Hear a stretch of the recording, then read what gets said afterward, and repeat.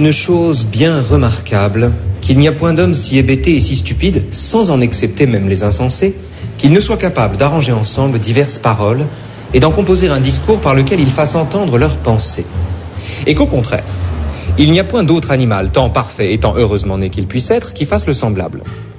Ce qui n'arrive pas de ce que les animaux ont faute d'organes, car on voit que les pies et les perroquets peuvent proférer des paroles ainsi que nous, et toutefois ne peuvent parler ainsi que nous, c'est-à-dire en témoignant qu'ils pensent ce qu'ils disent.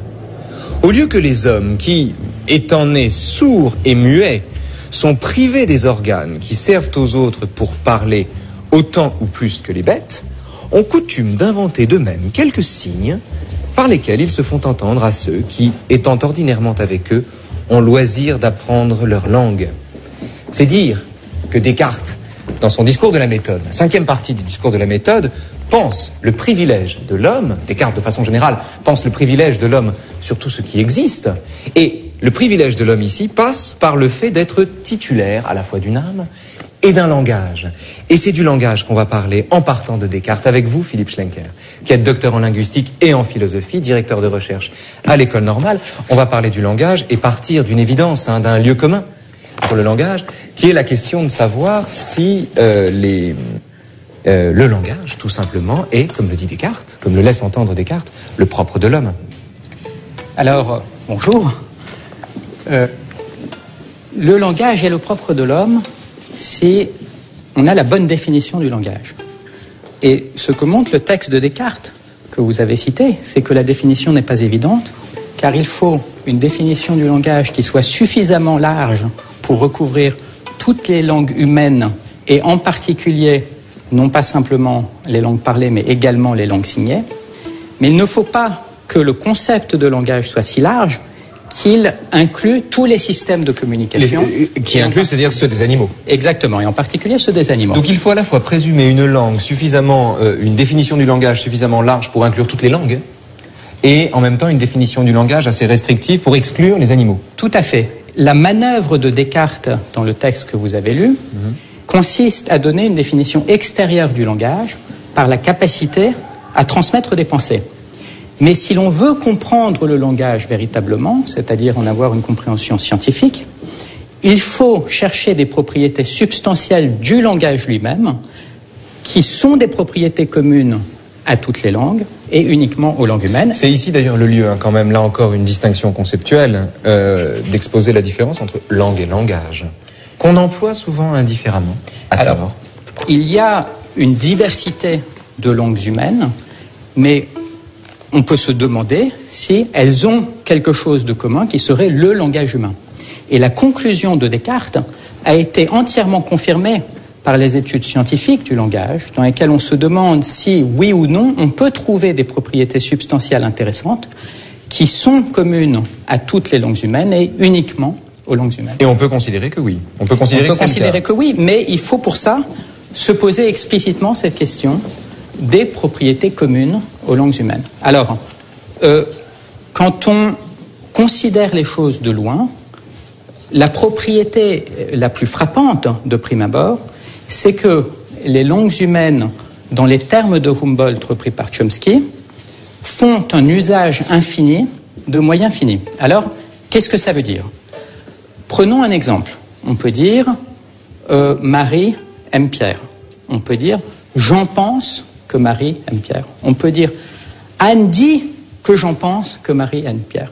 Et il n'y a évidemment pas de limite au nombre de phrases que l'on peut engendrer de cette façon-là. De la même façon qu'il y a un nombre fini de mots, le simple fait qu'un dictionnaire soit clos en témoigne, il y a un nombre encore plus fini de lettres, 26 lettres pour ne parler que du français, et avec ces deux éléments finis, avec un nombre fini de lettres puis un nombre fini de mots, on fait un nombre infini de phrases. C'est exactement ça, la première propriété du langage.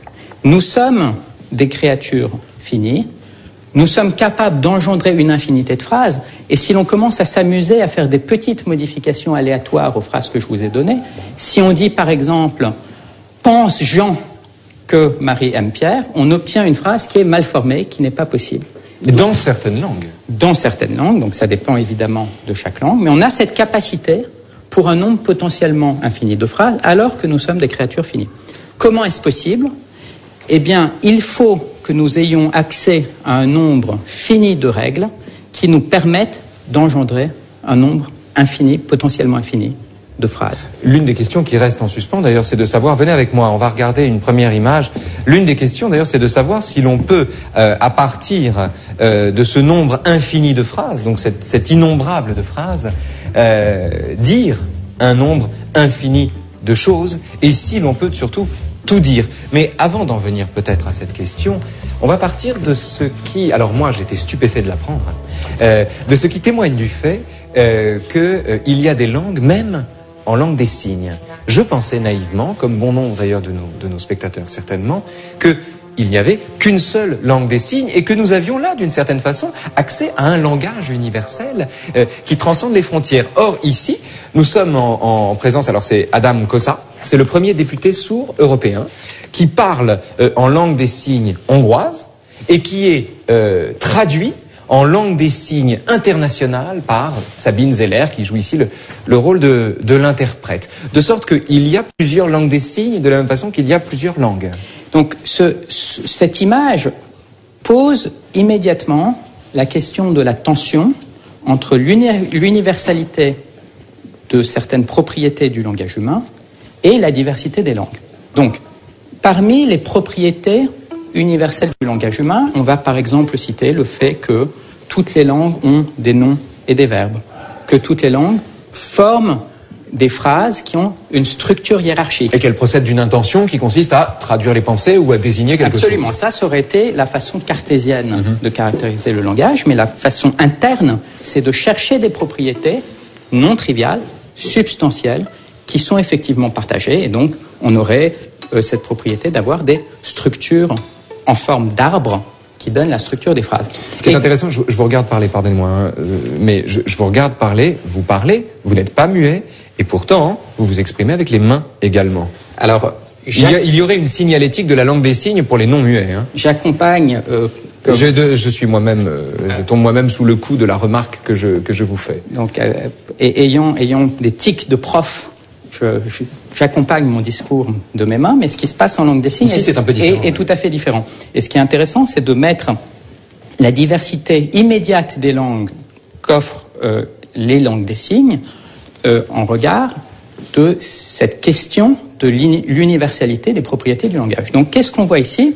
On voit Adam Kosa qui s'exprime en langue des signes hongroise, qui a une interprète qui, pour ce congrès, qui était un congrès tenu en Hongrie sur, en particulier, les droits des sourds, traduit en langue des signes internationale, et puis il y a également un interprète qui traduit tout ça en anglais. On observe d'ailleurs ici que les gestes, puisque donc tout ça est simultané, les gestes de madame ne sont pas exactement les mêmes que les siens. C'est-à-dire qu'on a ici une variation. Il y a à l'intérieur même de la langue des signes la question de la diversité des langues qui se pose à l'intérieur des langues parlées également.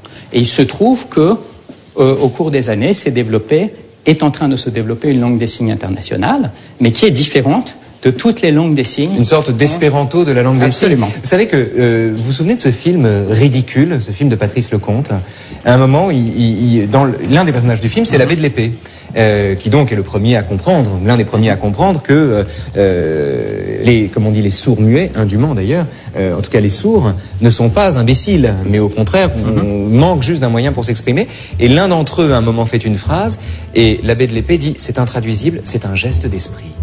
Alors restons ici, non pas dans l'esprit, mais dans le cerveau. Venons-en au cerveau. On a ici une coupe transversale de cerveau qui permet de comparer les aires d'activation de l'hémisphère gauche du cerveau pour la langue des signes et pour les langues orales. Vous avez souhaité qu'on ait en miroir ces deux images. Pour quelle raison, Philippe Schlenker? Alors, si l'on part toujours de cette tension fondatrice entre l'unité du langage et la diversité des langues, on doit se demander si effectivement toutes les langues du monde ont quelque chose en commun. La thèse qui a été soutenue par Chomsky, qui a été essentielle pour toute la linguistique. Il faut dire un peu de mots pour ceux qui ne le savent pas encore, qui est Chomsky? Donc Chomsky, grand linguiste